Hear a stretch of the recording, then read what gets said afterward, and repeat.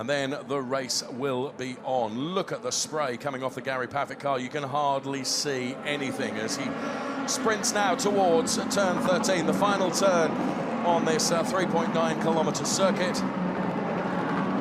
And the lights go green. And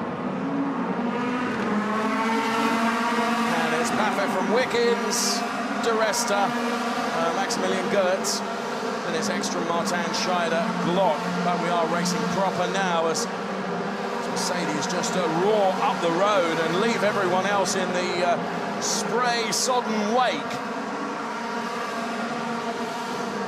So Robert Wickens is already right on the back of Gary. And Robert Wickens goes through as